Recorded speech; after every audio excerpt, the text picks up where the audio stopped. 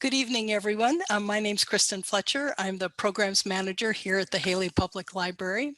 Tonight, we are honored to host Darren Parry, the former chairman of the Northwestern Band of the Shoshone Nation.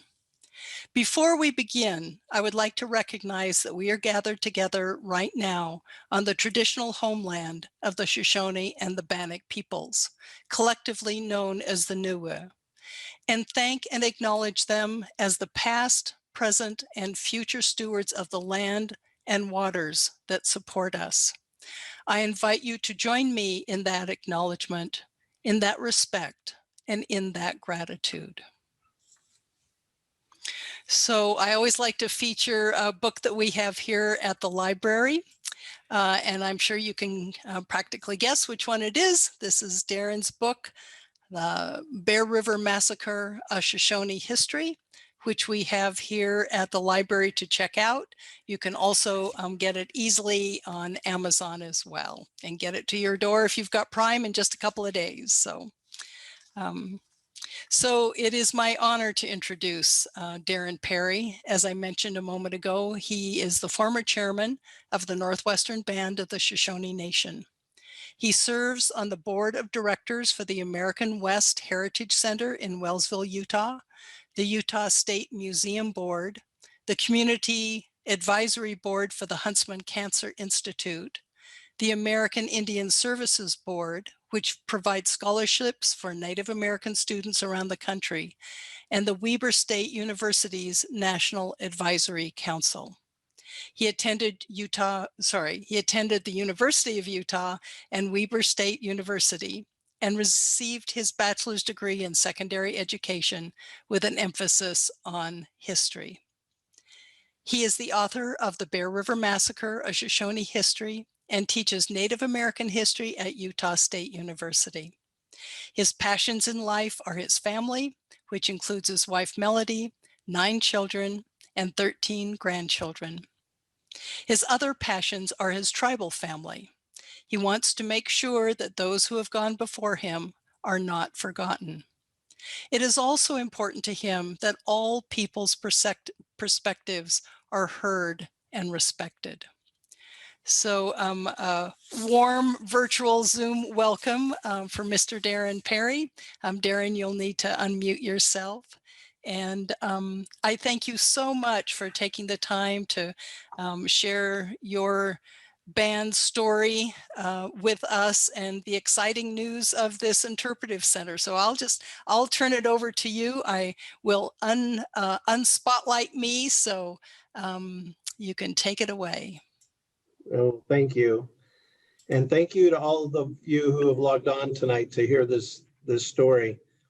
I love your area. I love Haley and I love Sun Valley. And I've had the opportunity to speak there many times. I especially love your stewardship towards the land and your willingness to live sustainable lives. And so that has endured me to you.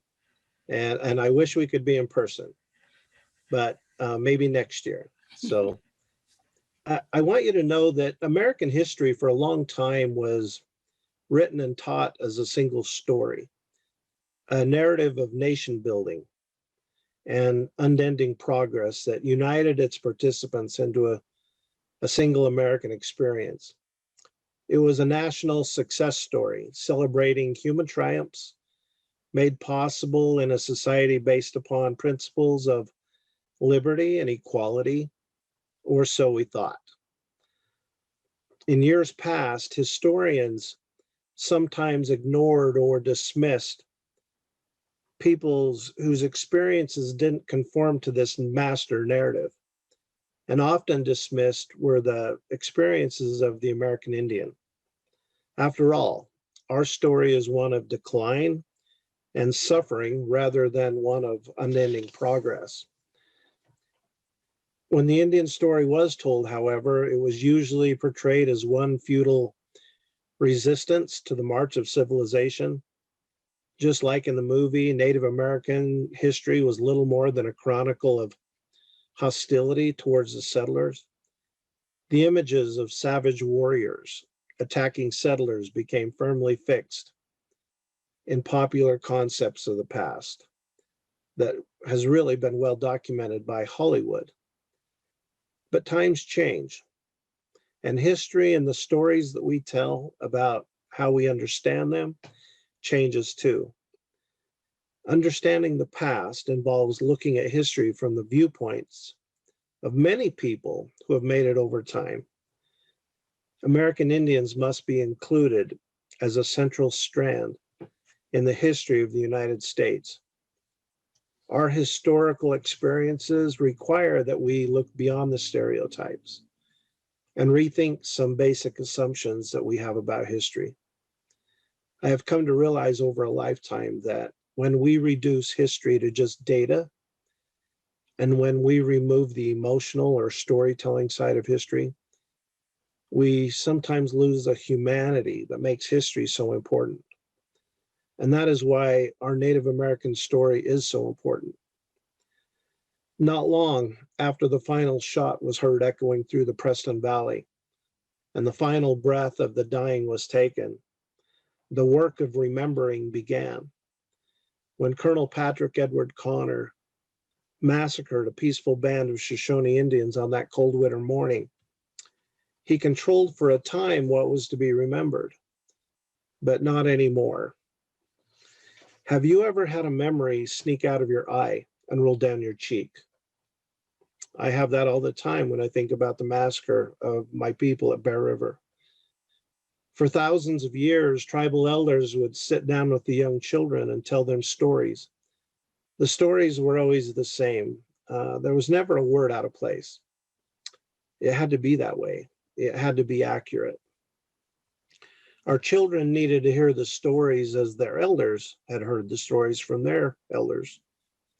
Because in our culture, nothing is ever written down. I went through this process with my grandmother, May Timbimbu Parry. She would sit for hours and she'd tell me stories about how the coyote stole fire, or how the sun got its name, or how the bald eagle became bald.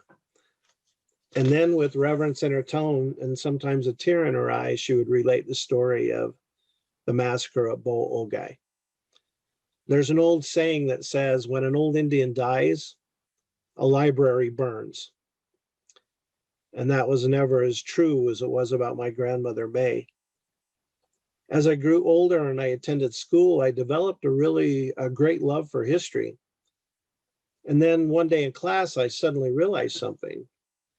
None of the stories that my grandmother had told me when I was a boy are in our history books. But how could that be? I had always believed that historical events were an absolute. I believed that events that transpired over time had one conclusion. But as I've gotten older, I've really come to realize that history is about perspective. Whose perspective?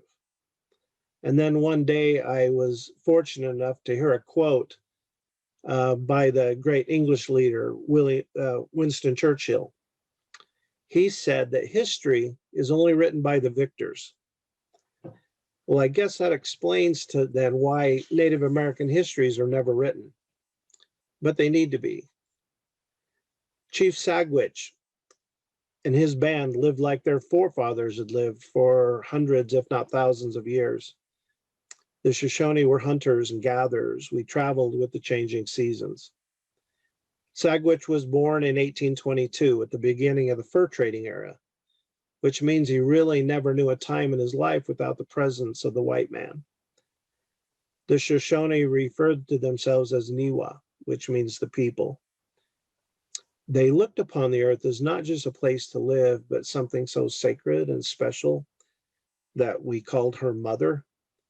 She was always the provider of our livelihoods. You see, to Native people, the mountains and the streams and the plains stand forever, and the seasons walk around annually. We traveled to different areas when the game was plentiful and the seeds and berries were abundant. If you can imagine, it was probably a hard way of life. I'm sure they were never more than a few days away from starvation, but it was a happy life. You know, back then, every member of the tribe got up every day and played an important role in its survival. That family relationship, that community of natives was sacred. In the summer of 1847, Sagwitch received word from a group of tribes in Wyoming that there were a group of settlers on their way towards the Salt Lake Valley. And on July 31st, Sagwitch greeted Brigham Young and the first group of Mormon pioneers. At the conclusion of that meeting, Brigham's right-hand man, Heber C. Kimball, said this. He said, "The lands belong to our Heavenly Father, and we calculate to plow and plant it."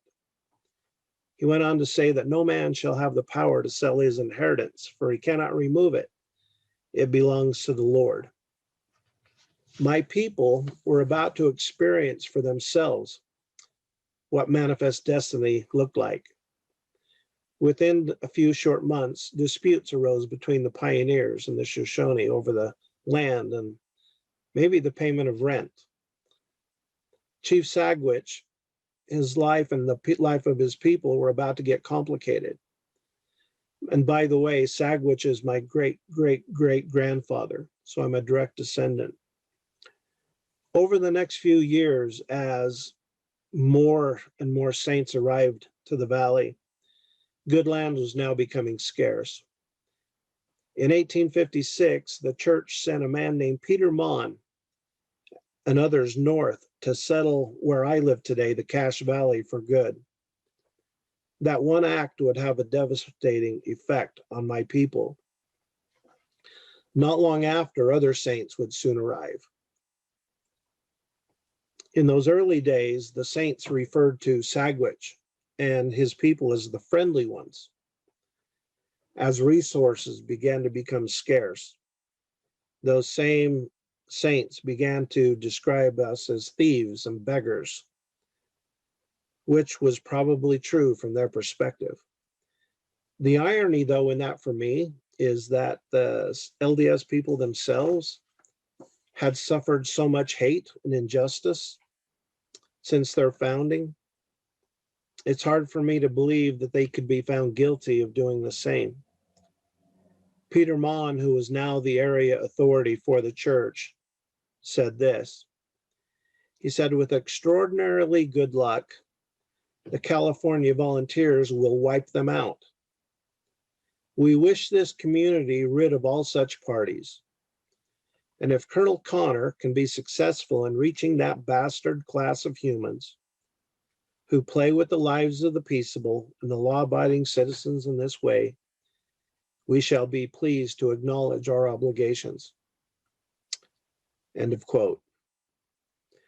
With this development and the use of the California and Oregon trails that also cut through the heart of Shoshone land, I think my people had three options: beg for food, starve, or steal. And I'm certain they did all three. You have two different groups of people now living two different lifestyles. On the night of January 27th in 1863, a spiritual leader by the name of Tindup had a dream, and he foresaw the calamity which was about to take place. In his dream, he saw his people being killed by what he described as pony soldiers. He woke everyone in the tribe that night, including the chiefs. And he said, "We need to leave the area tonight." There were approximately 40 of Sagwitch's people that believed the dream of Tindup and left with him. I believe that the chiefs believed Tindup, but their past interactions with the military had always resulted in a type of parley or a negotiation. Plus, it would have been impossible to move more than 600 Shoshone men, women, and children with 4 feet of snow on the ground in the middle of a Cache Valley winter where it was below zero. 2 days before the massacre, a white friend from the Franklin, Idaho area came to Sagwitch and expressed concern that the settlers from Cache Valley had made plans with the Army to completely get rid of the Northwestern Shoshone for good. They were writing letters and sending appeals to Salt Lake. A federal judge in Salt Lake City issued arrest warrants for the chiefs Sagwitch, Bear Hunter, Pocatello, and Sandpitch. And those warrants were sent to Camp Douglas, where Colonel Connor was stationed. Connor made it clear, however, that it was not his intent to take any prisoners. He said, quote, "I do not want to deprive my soldiers the fun of a little Indian killing." In the journal History of the LDS Church, George A. Smith wrote, "It was said that Colonel Connor is determined to exterminate the Indians who have been killing immigrants on the trail en route to the gold mines in the Washington Territory. Small detachments have been leaving Salt Lake for the north the last few days. If the present expedition copies the doings of others that preceded it, it will result in catching some friendly Indians, murdering them, and letting the guilty scamps remain undisturbed in their mountain haunts." End of quote. The Shoshone knew that Connor was coming. What they didn't know is his murderous intent to kill them all.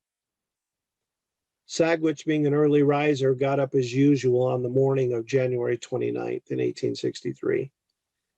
He left his teepee and he surveyed the area around his camp, something that he'd done every morning for years.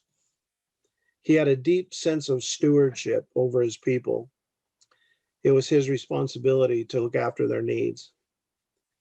As he stepped outside that morning and looked to the bluff to the east and south, there appeared to be a cloud that sat just on the horizon. And then that steaming mist cloud seemed to lower down the hill towards the settlement. He started calling to his sleeping village to wake up because he knew what was taking place. The troops from Camp Douglas had arrived. And what they could see was the 250 cavalry and the horse's breath every time they would take a breath in that below zero temperature. The Shoshones quickly gathered their bows and arrows. I'm sure a few of the men had traded for rifles, but probably old rifles and not much ammunition. My grandmother told me that some of the Indians were so excited they gathered what was ever in sight to use to fight with. She said some of our women picked up their woven willow baskets and winnowing pans to use them for shields. Sagwitch shouted to his people to not shoot first. He thought that perhaps if this military man was a wise and just man, that he would sit down and talk. He told his people to remain brave and calm. Some of the Indians ran towards the river and dropped into the play foxholes the children had dug over the summer. They knew they weren't guilty of anything, but they would fight for their lives if attacked. Without so much as asking for the guilty party, Connor and his men forded the river and began to fire upon my people. But arrows are nothing compared to the rifles of the army. The soldiers were now massacring Indian men, women, and children, often holding the infants by their heels while they beat their brains out on any hard surface they could find. They were being slaughtered now like rabbits. Most of the violence took place along the river and among the willows. According to my grandmother, the massacre started early in the morning and lasted until early afternoon. The Bear River that was slightly frozen earlier was now starting to flow. Many of the Shoshone people were now jumping into the river to try to escape by swimming across. If you can imagine, the blazing white snow was now brilliant red with blood. The willows that were used as hiding places were now bent down as if in defeat. The old dry leaves that had been clinging to those willows were flying through the air like whizzing bullets. Local Mormon resident Alexander Stalker noted that once the Indians had been routed, the soldiers pulled their pistols and shot many of them directly in the face at arm's length. Soldiers then began burning the lodges, killing anyone alive inside. Ray Diamond, the nephew of Sagwitch, was successful in his escape attempt. He swam across the river and found shelter from the battle. He lived to be more than 100 years old, and he told and retold the story of the Bear River Massacre to the younger generations before he died. Many Indian women were now jumping into the river, and many swimming with the babies on their backs. Most all of them died. There was one woman named Angie Chi. She just had a newborn baby. She jumped into the river with her baby and swam under an overhanging bank. You may ask yourself, how could they survive in this brutally cold river? But the Shoshones were camped there because of the many hot springs on the edge, and she knew where they were at. She swam under this overhanging bank, and when she got there, she found herself there with 10 other women. It was then that it happened. They could hear the soldiers just above their heads on the bank wondering where she'd gone. And then Angie Chi's baby started to cry. Angie Chi lived to be more than 100 years old, and she would often share this story with the children at Washakie, the old Shoshone community that was established after the massacre for our people. She also told the children of having to drown her own baby so that it wouldn't give up the location of the other women. She would often show the young Shoshone children the 7 bullet wounds that she had to her chest and arm. Almost all the fatalities happened in that first frontal attack from the soldiers. What weapons Sagwitch had and his people had would have been expended in that first few minutes. As the army regrouped and flanked the Shoshones, the work of death intensified. The Shoshones were now out of ammunition and at the mercy of the soldiers. What may have started as a battle quickly turned into an indiscriminate and brutal slaughter of a people with no other means to defend themselves. The Indians started calling to the chief to escape so he'd be saved. Sagwitch did escape with a bullet wound to his hand. The cruelest killing, though, was that of Bear Hunter. Knowing that he was a leader, they'd shot him, they'd stabbed him, they'd tortured him. And through all of this, the old chief would not cry out or even utter a word. Because of this, one of the military men took his bayonet and stepped to a burning campfire. He then heated that hot piece of metal until it was glowing red. And then he ran that piece of metal through that chief's head from ear to ear. Bear Hunter went to his grave a man of honor, and he left behind many small children and a wife. One of the sons of Sagwitch's name was Bishop, which means red clay. He was found wandering the battlefield after the troops had left. He was still clutching his bowl of pine nut gravy that he must have had earlier that morning.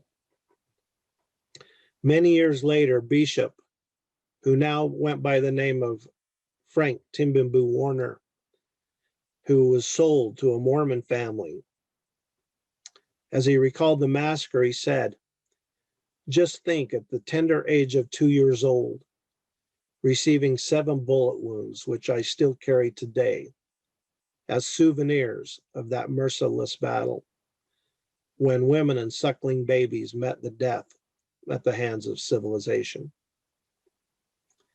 At the end of the massacre, Connor allowed a handful of Mormon settlers to walk over the massacre site. James Martineau recorded in his journal that he was sickened by what he saw. He noted in his journal that many of the squaws were killed because they would not submit to lie down and be ravished. He later, in a letter to Peter Mon, talked about sickening accounts of inhuman acts by the soldiers. And he said after the Indians had been routed, they killed the wounded by knocking them in the head with an axe. By nightfall, the Indians who had escaped were cold and wet and hungry.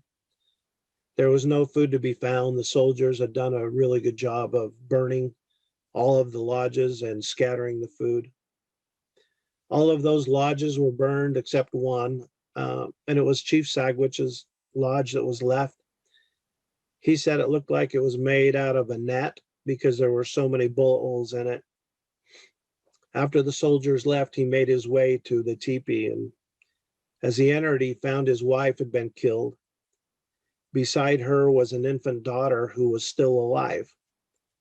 Sagwich told those that were with him to take that little girl and put her in a cradle board and hang her in a nearby tree.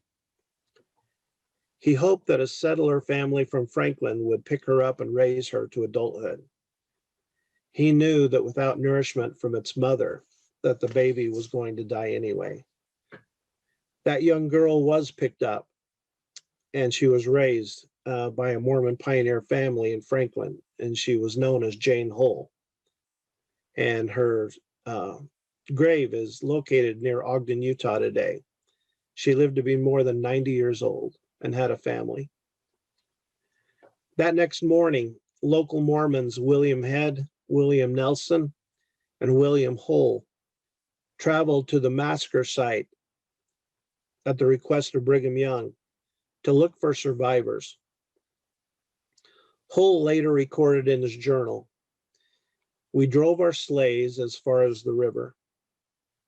The first sight to greet us was an old Indian man walking slowly, arms folded, his head bowed in grief, lamenting the dead. He didn't speak to us, and he soon left, headed towards the north. Never will I forget the scene. Dead bodies were everywhere. I counted 8 deep in one place, and in several places there were 3 to 5 deep. All in all, the 3 of us counted more than 400 dead, 2/3 of those being women and children.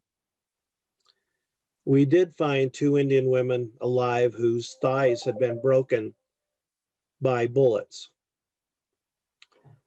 2 little boys and 1 little girl, about 3 years of age, were also found alive. The little girl was badly wounded, having received 8 bullet wounds to her body. We took them on our sleigh as far as we could and made them as comfortable as possible. Chief Sagwich must have now realized that he was living in 2 different worlds.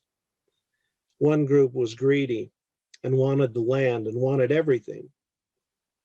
One group only wanted to be left alone and travel around as they'd done for centuries. One group made their wishes and dreams come true by making themselves the conqueror at the expense of a defenseless people who only wanted to be left alone.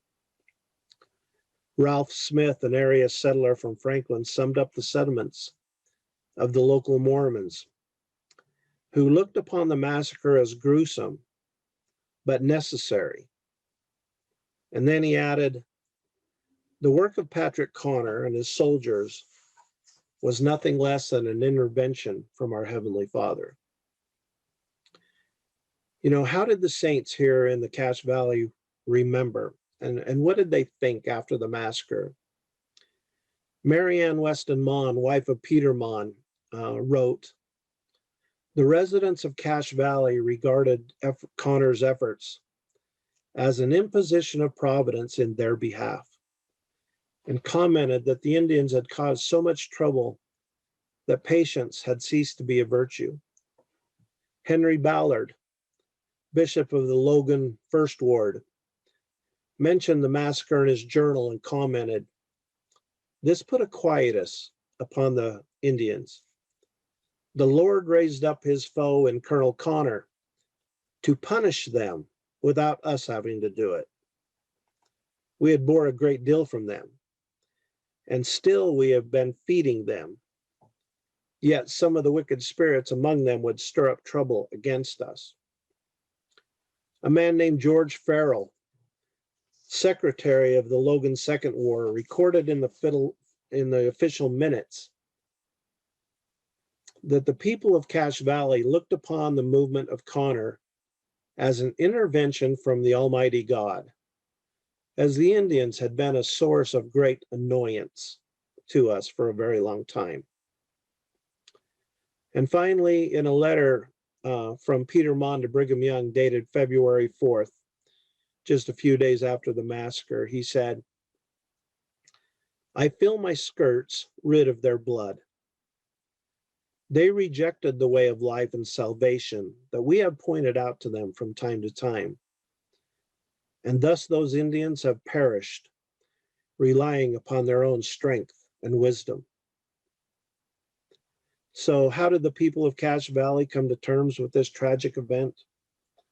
And how did they want it remembered over the years? Just north of Preston, Idaho today, there's an old monument on Highway 91. This monument was erected by the Daughters of Utah Pioneers in 1932. It was meant to tell the story of that faithful event. It was a celebrated event. The whole community came together to share their history and stories. What the monument really accomplished for me is that it gave people a reason to forget.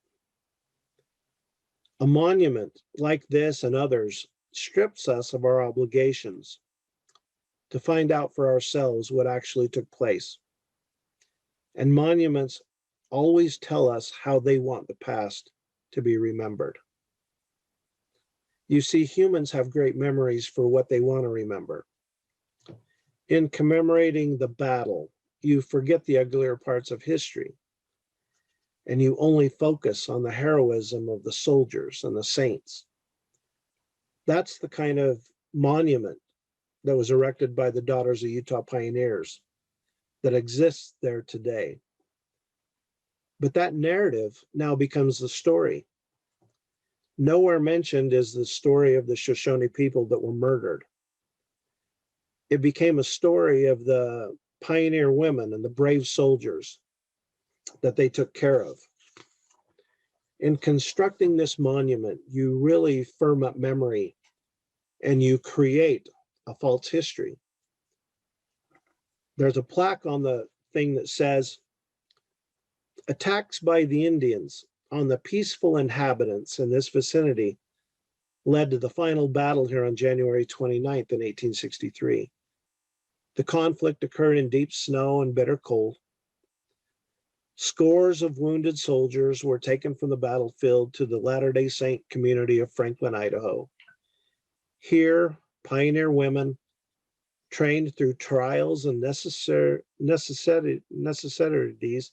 of frontier living, accepted the responsibility of caring for the wounded until they could be removed to Camp Douglas, Utah. 2 Indian and their women and their children who were found alive after the encounter were given homes in Franklin." So my question is that really what happened? The problem with that narrative for me is that it gives us one point of view from one generation's perspective, 69 years after the actual event. It's like a view from a window that has been carefully placed to exclude a whole quadrant of a beautiful landscape. You only get to see what they want you to see. It also reinforces the view that Indians were savages. And it went so far as to label our women and children as enemy combatants. It reinforced the view that violence on the frontier was necessary for the survival of Mormon communities. And it showed what the consequences would be if both groups tried to share the same space. What if the plaque had been written from the perspective of the Shoshones? Would it have read the same? Maybe it would have said this: the massacre of the Northwestern Band of the Shoshone Nation occurred in this vicinity on January 29th in 1863. Colonel Patrick Edward Connor and his California volunteers from Camp Douglas, Utah, attacked a sleeping Indian village in the early morning hours of the day. The soldiers shot, raped, bludgeoned, and bayoneted several hundred men, women, and children to their death. The Indians fought back with the limited weapons available to them, but the band was all but annihilated. So my question to you is, which version of the Bear River Massacre is correct? The answer is it will always lie in your perspective. You know, the events that took place on that cold January morning have long been forgotten by most. Maybe guilt or remorse has silenced all those who one day may have wanted to know the truth. But I hope a new generation of people will have a desire to listen and learn. And it's not because we're looking to have things made right. We're not. But I've always believed that those who sacrificed their life that day at Bear River have a God-given right to be heard. Their voices often speak to me from the dust. My grandmother would take me there often, and she would say, if you're there at just the right time in the evening, you can sit and you can hear the cries of the little ones crying for their mothers. Your senses tell you that you are among the spirits of more than 400 children of Dhamma Appa, who created us all.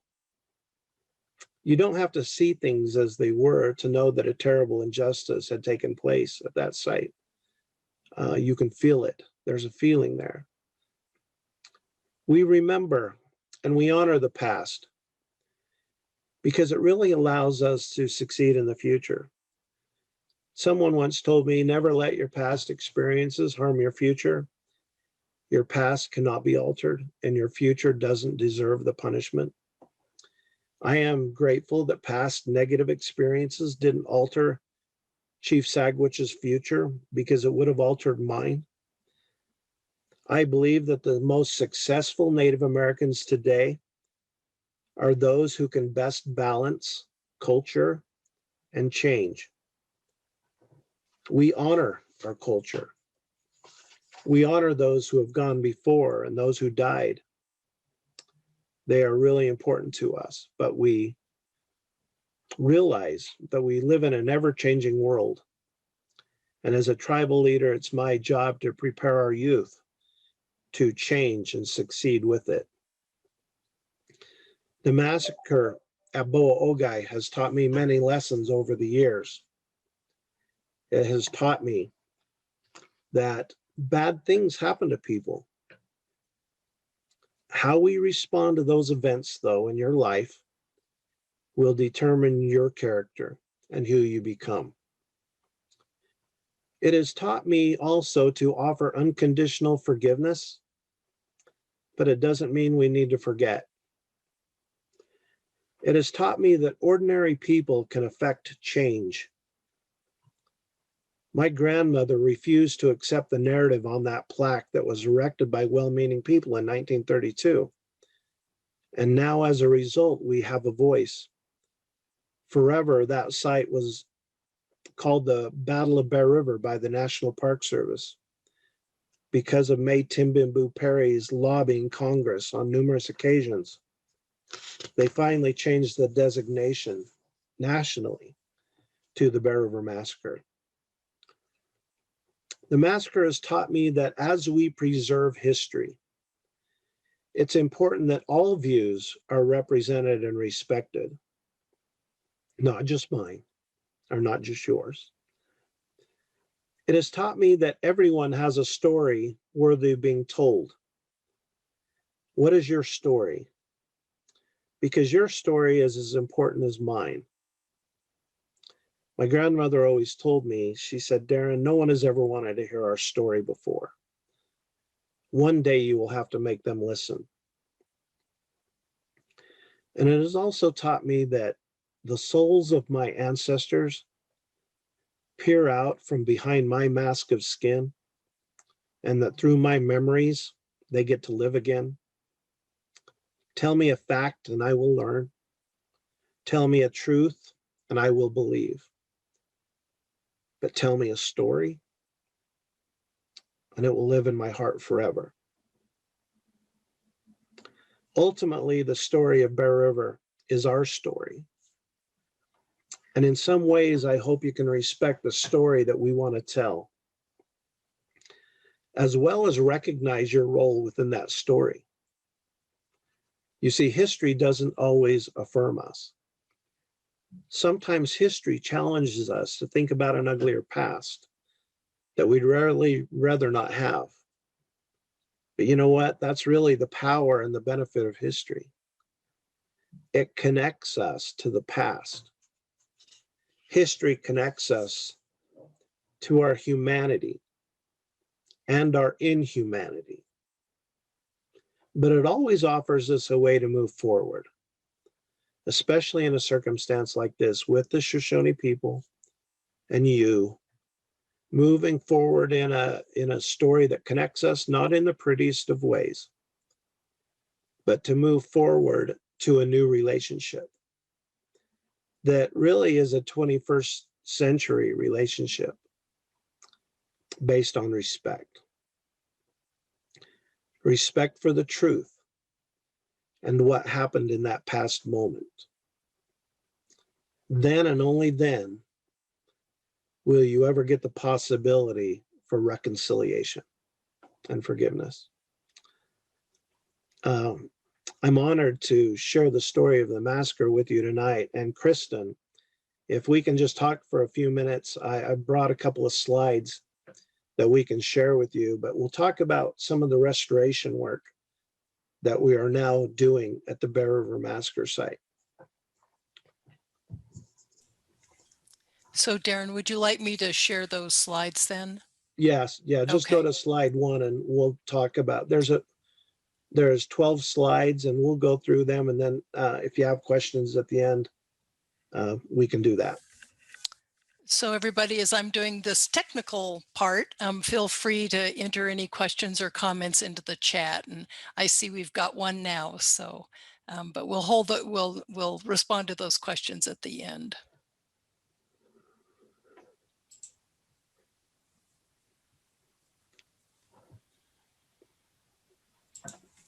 Okay, hold on one second.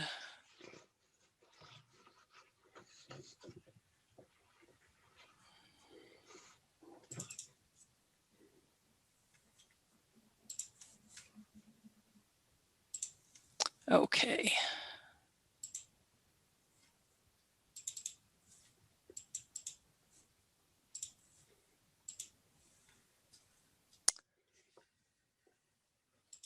Great.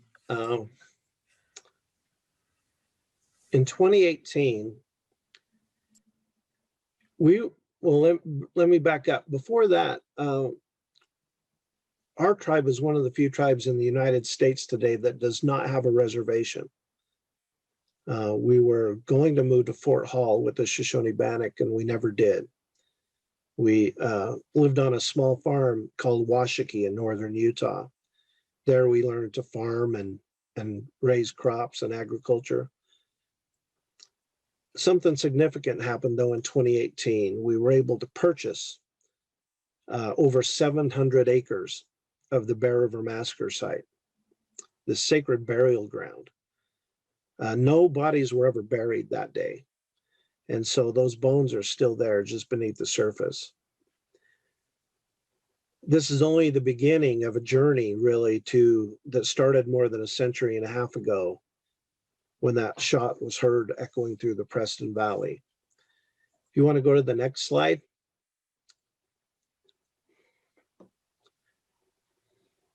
Once we purchased that land, however, it became important to us to not only share the story of the people, but to restore the land to what it would have looked like in 1863. So with that, we had 4 goals. Biocultural restoration. We want to return culturally important plants and animals that would have been there in 1863 that are not there today, that are ravished really with invasive species. We want to restore the watershed in the area, restore that water health. And we want to build resiliency to climate change. So we've looked at ways that the plants that may have done well in 1863 under the current situation may not do well going forward because of the climate change we're under. Next slide, please.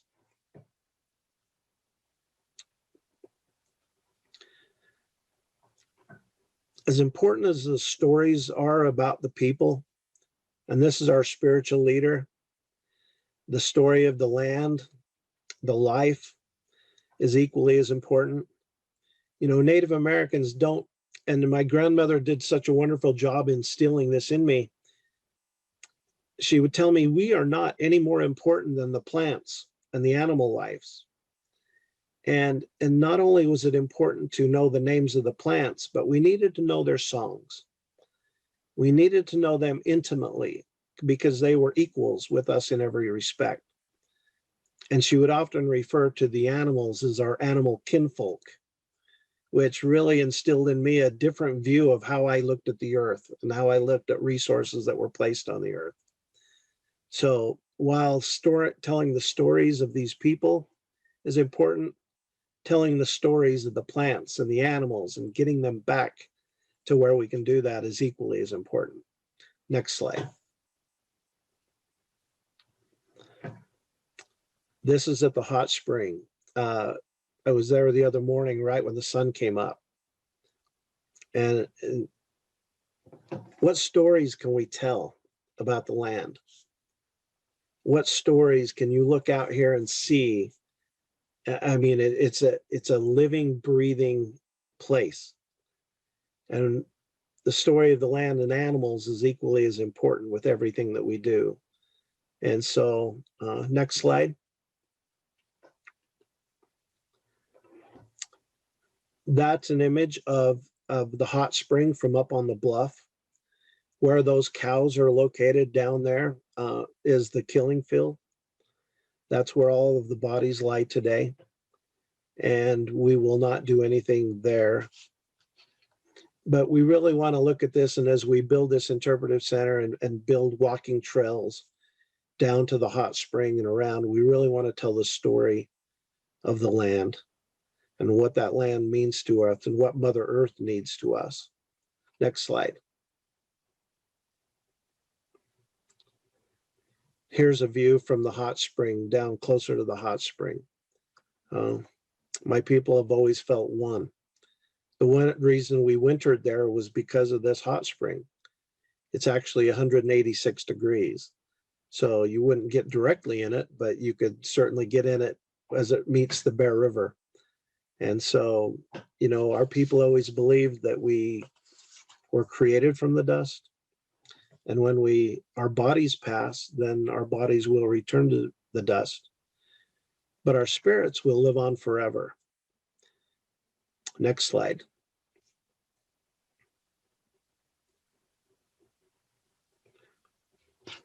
One of the restoration projects will be to restore this hot spring. And this is a different view from just past the hot spring, but that's a ground eye view of where it's at and how it mixes with the river. Restoring that hot spring, shoring up the land so we don't have any more land slough into the river will be of a huge importance to us. One of the restorations project, those trees you see in the background will be the removal of those Russian olives. They were never there. And you don't see very many willows there today, but we actually cut a bunch of willow starts earlier this year in the spring, early spring, and we've transplanted those. And so we're really excited with what we've got going on. We just received a huge grant from the USDA that will help us in removal of those Russian olives, which are really hard to remove, really hard. And so, next slide, please. This is a picture of me just standing on the building site. That building will be right there up high on the bluff. You can see the hot spring down in the corner. And then you're looking back at the burial ground. And there's such a peaceful feeling when you go there. We're really excited about what that's going to look like. Next slide. This was the cover of the Utah State Magazine that comes out twice a year. The partnership we've developed between the Shoshone Nation and the scientists and the grad students that work in climate adaptation. And we've really developed a strong team, and this work is just beginning. This work will take years to restore this landscape to what it would have been like in 1863. I had a professor tell me the other day that this will be a living, learning classroom, really for decades to come, as students from, that are maybe not even born yet, will one day work on this restoration project here at the Massacre site. It's an ongoing thing. You know, it requires more than removing non-native plants and trees and planting new ones. It involves restoring the watershed, which will allow us to reintroduce the cutthroat trout in a stream that we call Beaver Creek. It's also going to require buy-in from the farmers that are upstream from this and their agricultural practices. We've realized that this isn't a project that we can do ourselves. Next slide. That's a photo of Beaver Creek. That's what we called it. That Beaver Creek runs and dumps into the Bear River.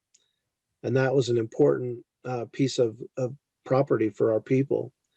But you can see today that it's degraded, and you really, the sediments that are in the water today really wouldn't work with reintroducing the cutthroat trout.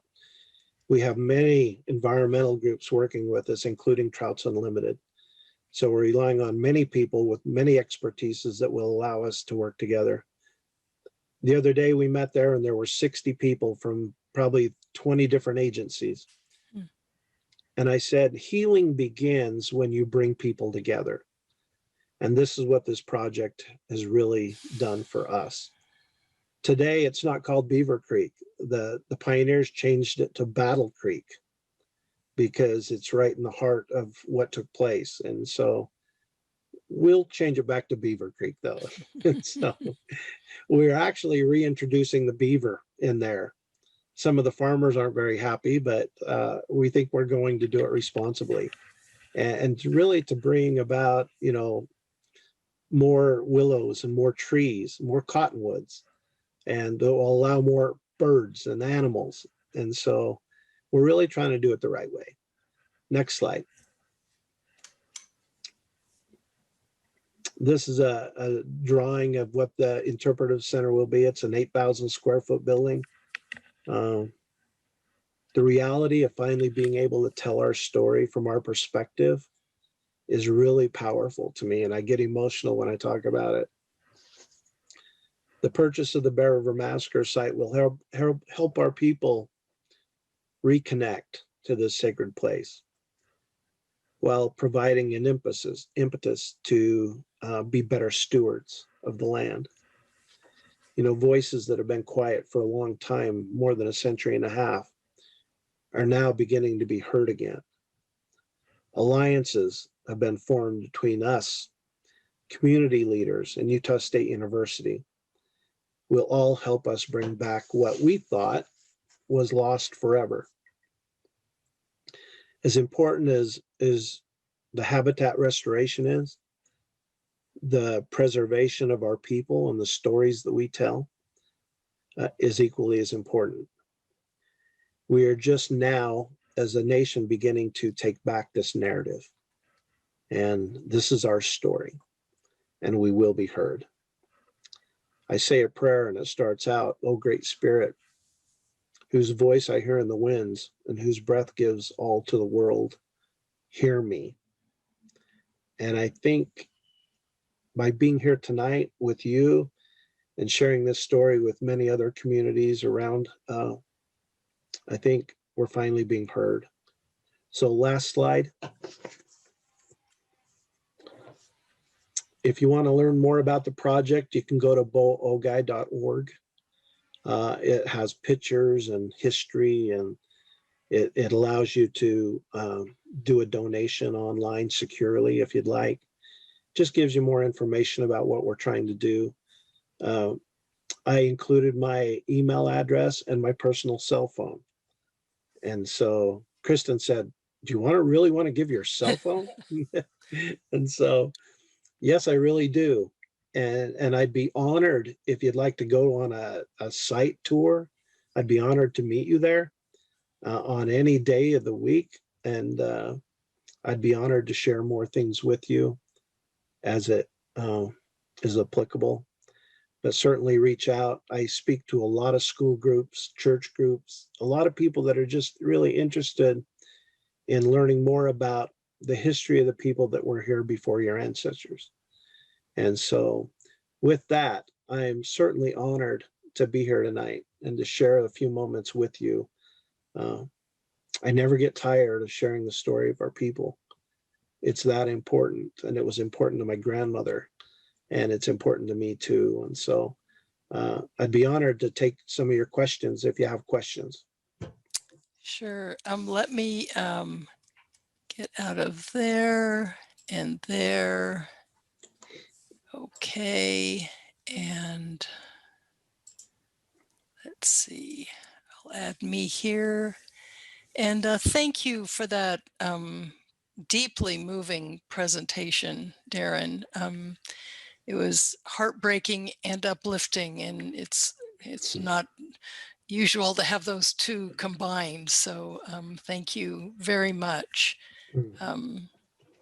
And I will, before I take questions, or before we do have a couple questions, I'll just mention that in this book, Darren goes into more detail of the history that led up to the massacre, and just the different personalities that were involved with it. And so it adds to the story as well. So Darren, we have a question.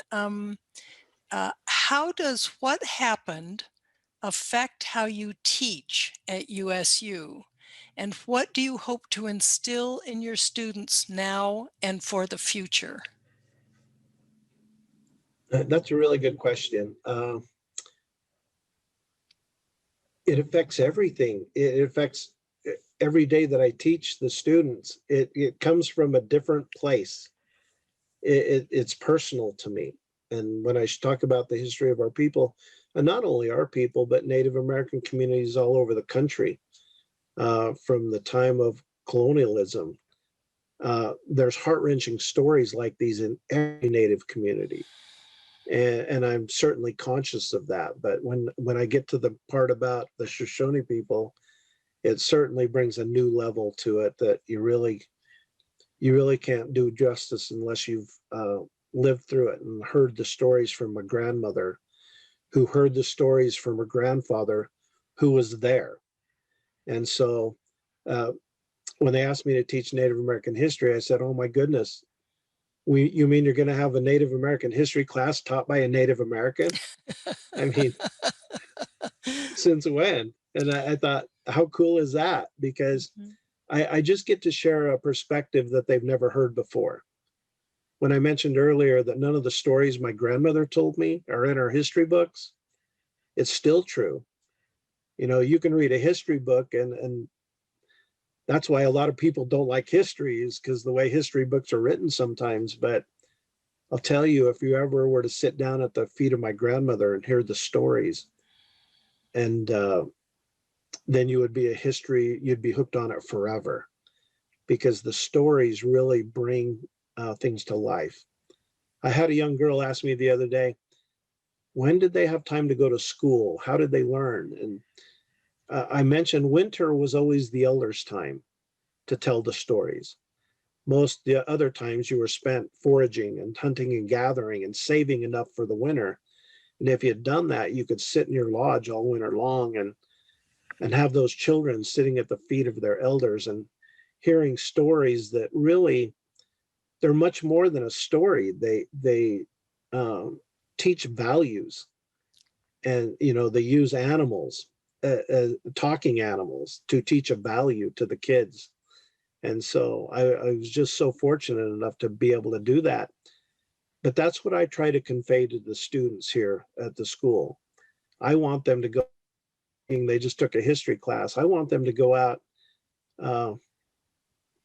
really touched and really almost life-changing in a way that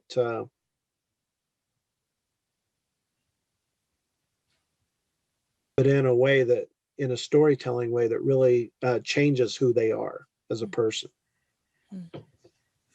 Thank you. How many acres did you say you were able to purchase, or I don't know if it's you personally or the tribe? Yeah, I was the one that did all the negotiation, and people have been trying to purchase that land for a long time, and even one of the local farmers said, I'm trying to buy that piece of property so we could move our cattle there. Hmm. And they said, they told me who owned it, and the farmer had died, but his kids were the trustees now, and they lived in Salt Lake, and they said they won't sell it. And so I got on the phone one day and I called him and said who I was, and he said, let's talk. Hmm. And so, and over the last few months after that, I've been able to acquire just a little bit more, a property that was hooked onto it that was really important, another 70 acres. And I think we're up to about 700 now. Oh, And great. so, Yeah. yeah. And now, once we owned it, I think our tribe was really happy with just owning the land again. Mhm. But I said, no, no, no, we've got to build a beautiful interpretive center to tell the story. So now I'm employed by the tribe to raise money. And I'm on a quest to raise money, no donations too small or too large. And so the budget was $6 million, and I've raised four in just over, well, if I take COVID out, just over a little over a year and a half. Hmm. And so COVID really hurt the fundraising, but it's really picking up now. So hopefully in the next few months, I'll be able to have it all raised, and we'll be able to get going on it. So we'll have a place that all of you can come visit down the Mhm. road. What is the relationship of the tribe and the tribal, what's now the tribal land, with the neighboring farms and ranches? I'm not that familiar with that area to know if there's towns nearby or if it's mostly an agricultural area. It is almost all agricultural. Mhm. It's land that mostly people run their cattle ranches. So a lot of the farmers use it to graze cattle.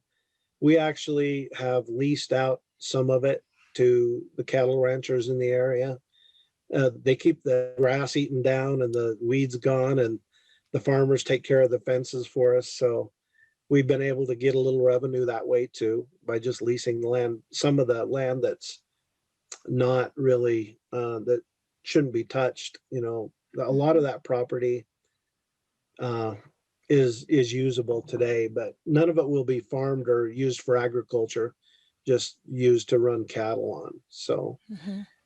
I have not heard one negative thing in all the years I've been up there from any locals. I've really worked hard with the community to share what we're doing all the time. And if there's somebody that, looks at it negatively, I haven't heard from them. Mhm. But I think for the most part, I know when I go up there and have an event, it's well attended. They're excited because I think for the first time, Preston, Idaho is going to build a hotel and a new restaurant. So I think the locals are really happy. The Massacre site is just 2 miles north of Preston, Idaho.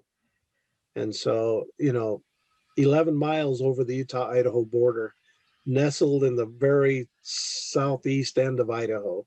Mhm. And so yeah, it's a beautiful piece of land. And it's on the road that takes you to Downey and then Pocatello. So Mhm. you can get to it within an hour from Pocatello. Did you say that the Northwestern Band of the Shoshone Nation, your people, they are or they are not a federally recognized tribe? We are. We You are a are. federally recognized tribe. And we You have a just don't tribal, have a reservation. we just don't have a reservation. Okay. What we had to do to get that, you have to have land, some amount of land to get federally recognized. And we do have 185 acres at Washakie that was, it's our cemetery. So where the cemetery is located, it's in trust. And so with that, we were able to apply to be federally recognized. And in Mhm. 1984, we were federally recognized. We have an office where we run healthcare programs, housing, and employment for our tribal members. And so we really try to do well. We're really into education. We will pay all of our, if any of our children want to go to college, we will pay 100% of it, no matter what, no matter how many. Mhm. And so education is the key in Native American country today. And so we're working hard to make sure that happens. Is there a thought that the Memorial Massacre site land could become a reservation, or are those two separate ideas? They're two separate. The advantage of making it a reservation, and what we're really talking about is putting it into trust, making it trust land, because all reservation land is trust land. The only advantage to trust land is you don't pay federal taxes. And so I don't think we'll ever put it into trust. It's just there's some negative sides of that too, because you're trusting the federal government to, you're really putting it in their ownership again, and you're at the whim of Congress at that point, who are over Native American affairs. And so what federal taxes we get out of paying is not worth it to us um, to want to just have our own say and stewardship over what land we have. And so I think we'll do it that way. Now, we could never build a casino unless it was trust, but I don't ever envision us building a casino. That's not who we are. And so, yeah, very fortunate that we own it today, and very blessed that we do. We have a couple more questions. Someone says that she appreciated your perspective. It says, and nature while running for office. It could be a typo, it could be and nature. Did your beliefs and history help you, or perhaps how did they help you in that situation as well? I'm afraid I don't quite understand that question. Okay. Well, if most of you live in Idaho, what you may not know is this last election, I ran for US Congress. Oh, So okay. I was the Democrat uh, running for the first congressional district. Our congressman before had stepped down. He retired. Rob Bishop. I think he was there 20 years in Congress. And I ran as a Democrat in the most Republican area of Utah. And Utah's all Republican anyway, but northern Utah especially so.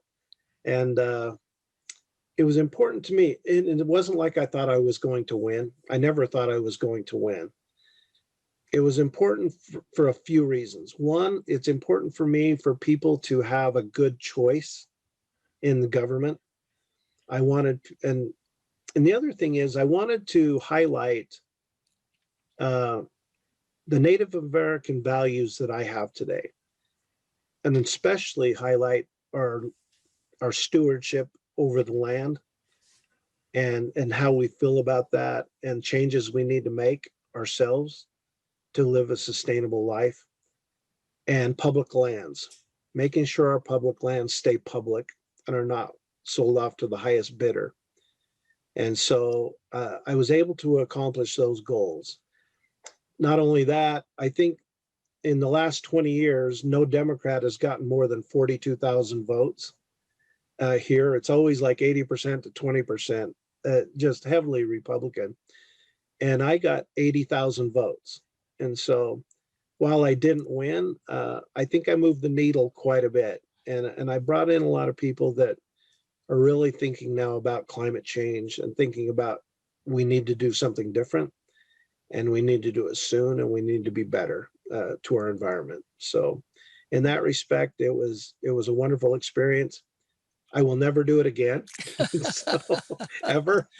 And I can't imagine myself being in Washington, D.C. today. Oh, heavens. I wouldn't be able to do what I'm doing now, still raising money for the Interpretive Center. So I am where I should be. And you probably won't see me in politics going forward. Thank you. I'm glad you could interpret that question. And then we have another question. What is your relationship, if any, with the Church of Jesus Christ of Latter-day Saints? You live and teach in Utah. Good question. Chief Sagwich joined the LDS Church in 1873, so 10 years after the massacre. Some people say he had a religious experience and joined this church. My academic friends, who I hang out with mostly at Utah State, say BS. He joined it to save their butts. He wanted to live here still in the land that he'd always known. And they said, he joined to, if you can't beat him, join him. And he thought the only way forward would have been to join this church. And so I am a 6th generation Shoshone Latter-day Saint. I was born into it, and that's, and I would say out of the 550 members, probably 400 are still members of the Mormon Church. Some of us are better members than others, we're like everybody else. So all over the aspect of how active and how, much we honor it. But I am a 6th generation, and there's not a lot of Mormon families here that live in Utah, even if their parents came with Brigham Young, that can almost say that, So we've been members of the church for a long time. But I think it kind of says who we are, and that's one of the reasons we didn't go to a reservation. Brigham Young said, "Don't go. We'll teach you to farm. We'll teach you our ways," and they assimilated us into the culture. And so I think most of our members today live between Salt Lake City and Brigham City, and we're scattered throughout. And we're your neighbors. We have people in Idaho as well. So, thank you. Oh, please go ahead if you had. No, I was just going to say, so the relationship with the LDS Church is good. Just so you know, they were one of our first donors to the site. They made a significant donation to the site. And I feel like they should have. I mean, while they did not fire a bullet at the massacre, they were the cause. And I always hold their feet to the fire that they were the cause. If they would have stayed out of Cache Valley, there wouldn't have been a massacre. So the depletion of resources, the interaction, that's what caused the massacre. It wasn't the army that came. They did it, but they were not the cause. So. But I'm very grateful for the LDS Church and the donation they give us, and they've been very friendly to us going forward. Great. Could you tell us a little bit more about the Northwestern Band? You said the population was about 500. Do you gather for powwows? Do you maintain cultural traditions? Do people speak the Shoshone language, or are they trying to study? I mean, are there what are they? I can't think of the word when native speakers of Shoshone. Could you just talk a little bit about your people? Yeah, that's a really good question. And that's what I struggle with as a tribal leader. There's advantages and disadvantages to living on a reservation. And so I get asked this question a lot. And the advantage of being on a reservation is you live in a tribal community. You go to school with each other. You marry each other. And you speak the language every day in school, when you go home to your parents. And so that's the beautiful thing about having that culture within a community. That's a positive. There's not many more positives after that, though, to me, because I go to reservations all the time and I see the poverty and the alcoholism and the drug abuse and really the unemployment. And not because it's their fault. It's because some of these reservations are located in rural Idaho, rural Utah, not in the greatest places. So, there's just not a lot of economic development for those people. And plus they live under a treaty that said the government with promises that we will take care of you, we'll feed you, we'll clothe you, we'll teach you religion. And those promises have never been really met. And so for me, though, the downside of not being on a reservation is we lose our culture. So, for instance, out of the 550 members, we only have 7 full speakers of the language, and they're all older than 75. Mhm. So do the math. I mean, I could see within 10 years not having any full speakers of the language. That's a problem. And so, but it's not like the language will be extinct. We speak the same dialect as the Eastern Band at Wind River.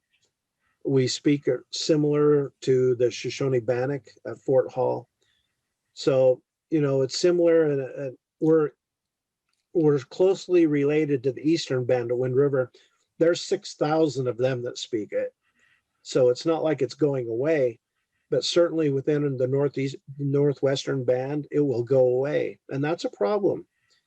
The other problem is we don't gather on weekends like the other tribes do. We don't have that cultural celebration. We don't have as many powwows. We try to get together 2 or 3 times a year as a tribe. And Christmas time is always the most well attended. We try to hold classes on Saturdays for our youth that want to learn how to brain tan, make bows and arrows, do some things, make dolls, do some beadwork, things like that nature to keep this culture alive. But that's my biggest challenge as a tribal leader. How can I teach the language, and how can I teach culture with a group of people that have vastly assimilated into the culture? My grandkids, they don't want to be bothered. They'd rather use their phone and iPad and play games. And so that's where we're at.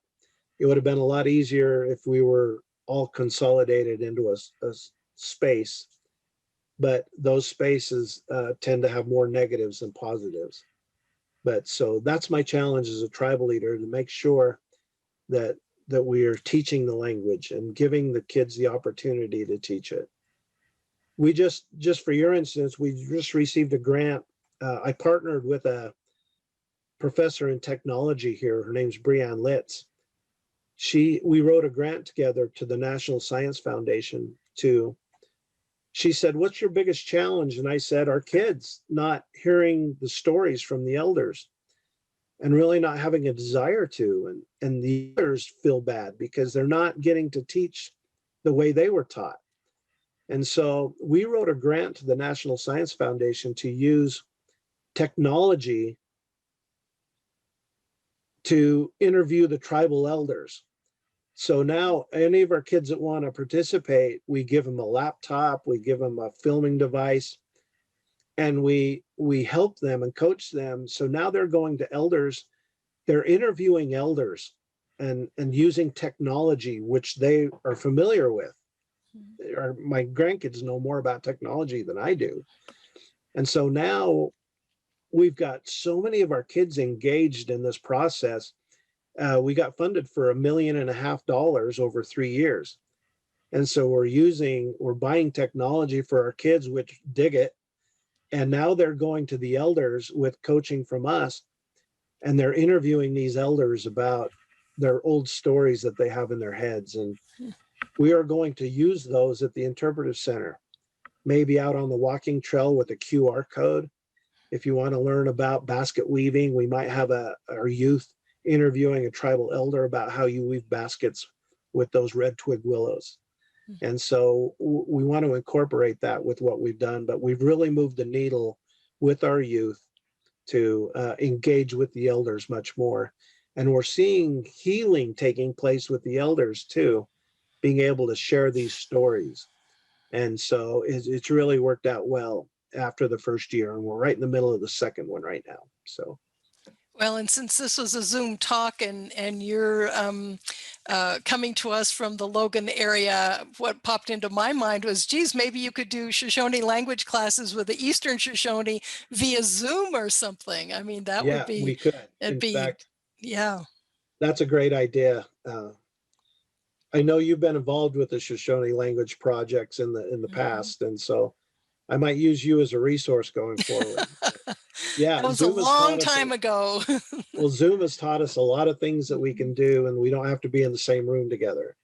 And so that's a wonderful idea. And then just one other comment, and I'm going to kind of add to it myself. A friend of mine who attends many of these programs oftentimes sits at the Zoom call with friends of hers. Mhm. So there's a group of them watching you tonight. And she says Susan grew up in Smithfield, never Mhm. heard a word about this growing up in school. That made her both angry and sad, would love to meet and visit the site. Thank you very much. And I grew up in Idaho Falls, and I never heard about the Massacre site at all. And it wasn't until I did take Shoshone, as you mentioned, Mhm. that it was even brought to my attention. And I think I mentioned to you earlier that that I basically made a pilgrimage to that site. And it, as you alluded to, it is, I mean, you just feel things when you're there. It just is like everything just sort of trembles lightly, and Yeah, yeah, you know, there's sacred objects on trees, and it's it's a deeply moving experience. And so, from yeah, a personal perspective, I am just ever so happy that you were able to purchase the land, because I just went to the Daughters of the American Pioneers yeah, site. So I'm so glad to see this has grown and developed so beautifully. yeah. Yeah, and we are too. We're really blessed that we were able to get that. And so look for some good things to happen in the near future.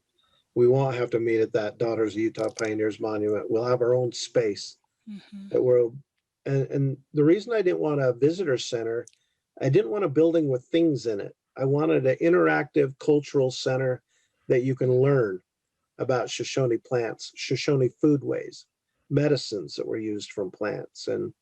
And so I want it to be a place of learning, as well as seeing some things and learning some history along the way. So yeah, all of those things are really important to us, and we're just honored to be a part of it. And honored that Well, you would share your night with us. So thank you. yes, thank you very much, everyone. And thanks again, Darren, for sharing this remarkable story. And I will close with the one and only Shoshone word. Well, I probably know two Shoshone words, but it's Zandainusangaka, which is good evening.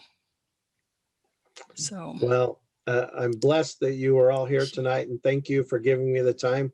Please reach out if you text me, call me, send me an email if you want to get together. If you need me to come up and speak to a group, I'd love to. But thank you for the opportunity.